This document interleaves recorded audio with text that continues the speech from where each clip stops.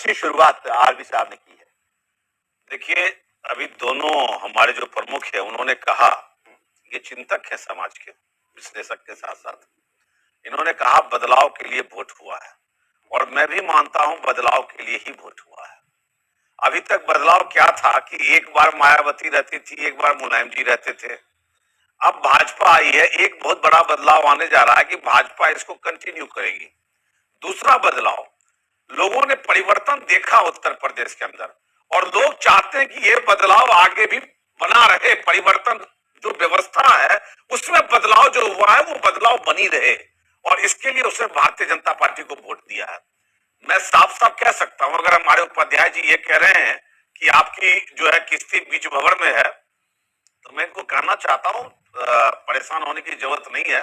थाम कर तूफान को डूबने से बचाएंगे किस्ती को, हौसला होगी पतवार ढूंढ लेंगे हम साहिल को। 10 मार्च को शाम को 7 बजे में आप देख लेना, 6 बजे में कमल फिर से खिलेगा, फिर से योगी आदित्यनाथ मुख्यमंत्री बनेंगे और जो बदलाव की परंपरा उत्तर प्रदेश के अंदर चली है वो कंटिन्यू रहेगी। शासन, प्रशासन, राशन, 3 मूल मंत्र ऐसे हैं भारतीय जनता पार्टी के उत्तर प्रदेश के अंदर जो इसे दोबारा सरकार में लेकर आएगी और यही उत्तर प्रदेश का एक अच्छा भविष्य भी तय करेगा। और हमें लगता है कि इसमें निराश हताश होने की जरूरत नहीं है। जहां कभी पूर्ण परिवर्तन हो जाया करते थे वहां दोबारा सरकार माना, भले ही कुछ कम सीटों के साथ, ये कोई दुखद चीजें नहीं है। हमारी से भी जो कमी रही होगी हमें भी उसको आत्मविश्लेषण करने की आवश्यकता पड़ी है और हमें लगता है कि हमारा नेतृत्व इसके ऊपर ध्यान देगा और जो कमी के कुछ कारण रहे होंगे उसे भी आने वाले कालों में समाप्त कर देगा, खत्म कर देगा। 2 से 7 सीटों पर आगे सिमटती दिखाई दे रही है आप लोगों के लिए। अभी संजय जी आप बता भी रहे थे कि कुछ सीटें कम हो सकती हैं लेकिन हम सत्ता में आएंगे। पहला जो आया है एग्जिट पोल का वो आपके फेवर में आया है, संतोष आप लोगों का हो रहा होगा। देखिए, संतोष की बात नहीं है। मैं जो भी आपके चैनल के माध्यम से जनता को बताना चाहता था कि राज्य के अंतिम व्यक्ति को एक बुनियादी सुविधा चाहिए होती है। वो बुनियादी सुविधा क्या चाहिए होती है कि चलने के लिए सड़क हो, गर्मी धूप बरसात में जीने के लिए एक मकान हो, उसके घर में बिजली की व्यवस्था हो और कोरोना का चाहे जितना भी मार हो घर में भोजन का अभाव ना हो। ये जो बुनियादी सुविधाएं थी आप मानिए और साथ में एक स्वच्छता भी जोड़ दीजिए। आप मानिए इस बात को, हमारी सरकार ने इसमें कोई डिस्कशन की आवश्यकता नहीं है। कोई आदमी इस पर चर्चा कर ले, हम उसको खुल के बता सकते हैं। परिणत होना एकदम, मैं वो बता रहा हूं, आखिरी व्यक्ति तक ये सुविधाएं पहुंची है। आप ये मान के चलिए, मैं कैसे नहीं मानूं कि ये जो वो लाभार्थी हैं वो भारतीय जनता पार्टी को छोड़ दिए होंगे, जिनका परिवार वंशज दशकों तक रहा और उसको छत नहीं मिला, घर में बिजली नहीं मिली, चलने के लिए बेहतर सड़क नहीं मिला, शौच के लिए बहनों बेटियों को बाहर जाना पड़ा सड़कों पे। तो एक सोच है, एक परिवर्तन है और उस परिवर्तन को आप वोट में रूपांतरित ना करें, हमें ऐसा विश्वास नहीं होता कि हमारी देश की जनता इतनी जरूर सोचती है। ये पहली जीत है हमारी। अब दूसरी जीत क्या है, उसके बाद एक दूसरी व्यवस्था आती है, बुनियादी व्यवस्था मान के चलिए, सुरक्षा।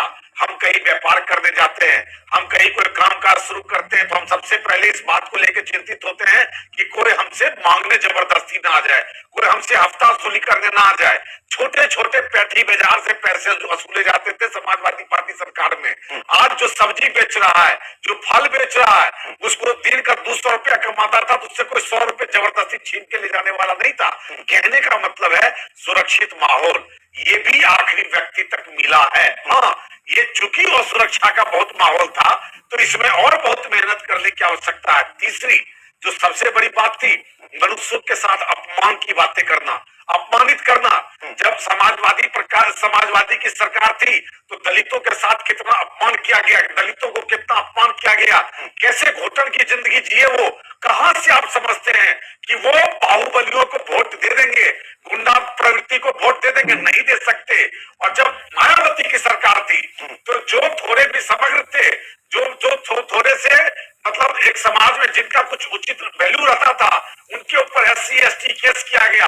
कहां तक आप स्वीकार करेंगे कि जिनको SC ST केस झेलना पड़ा वो मायावती जी को वोट दे? नहीं दे सकते।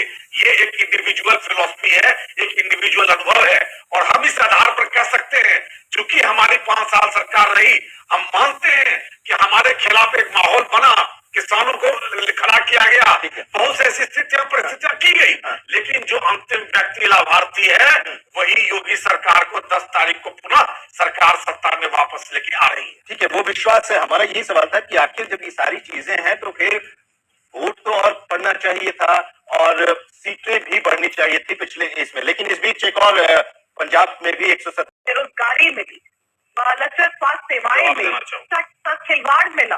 तो आप मुझे एक फैक्ट बता दीजिए जो गलत है। क्या 4 युवा बेरोजगार नहीं है? क्या सीएमआई के डेटा के हिसाब से 17 से 21 के बीच 16 लाख युवाओं ने नौकरियां नहीं गंवाई जो उनके पास ऑलरेडी थी? आप तो नौकरियां देने का वादा करके आए थे और 12.5 लाख सरकारी पद खाली पड़े हैं। तो किसके लिए काम किया है ये संजय जी प्लीज बता दीजिए। जाने के लिए बहुत उत्सुक है, पूरे उत्तर प्रदेश की जनता बहुत उत्सुक है, चाहे वो हमारा किसान हो, चाहे हमारा युवा हो, चाहे हमारी महिलाएं हो। राशन और सुरक्षा भी मिली है। मैं जवाब देना चाहूंगा। हाँ संजय, चूंकि ये सवाल मेरे से था इसलिए मैं जवाब देना चाहूंगा। क्या मेरी बहन को इस बात की जानकारी नहीं है कि उत्तर प्रदेश के अंदर कितने लाख किलोमीटर सड़क का निर्माण हुआ?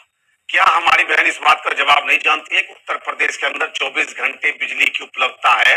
20 घंटे से 24 घंटे के बीच में आप बीच में ना बोले प्लीज, हमें बोलने दे। देखिए मैंने आपको टोका नहीं है, प्लीज आप एक मिनट देखिए, बीच में ना बोले आप। देखिए अच्छा नहीं है, आप सुनिए पहले सुनिए। क्या जब कोरोना महाकाल में पूरा देश पूरा विश्व जूझ रहा था, आप जो लाशें गिन रही हैं और जिन लोगों ने अपनी जान बचाई है, क्या पूरे विश्व के अंदर भारत का जो कोरोना निरोधक टीका लगाया गया और 150 करोड़ से ज्यादा आबादी को कवर किया गया, क्या आपको ये बहुत बड़ी सफलता नहीं दिखती है? अरे देखने का आधा गिलास खाली देखो या आधा गिलास भरा हुआ देखो। क्या आप ये बात नहीं देखना चाहती है कि हर गरीब को घर मिला? क्या आप ये देखना, क्या आपको ये दिखाई नहीं देता है कि हर एक महिला को रसोई मिली? क्या आपको ये दिखाई नहीं देता है कि 3 तलाक का कानून बना और अपराधी साथ रोके गए? अरे आपको ये दिखाई नहीं देता है कि बहनों को सम्मान मिला? क्या आपको ये दिखाई नहीं देता कि किसान सम्मान निधि मिला? क्या आपको ये दिखाई नहीं देता कि किसान को गन्ना पुरस्कार मिला? आपको जो देखना चाहिए वो दिखाई नहीं देता। ये जो डिस्कशन हो रहा है यही किसी की कमी दिखाई दे रही है पिछले कई सालों से, कई दशकों से। 2 राष्ट्रीय पार्टियां एक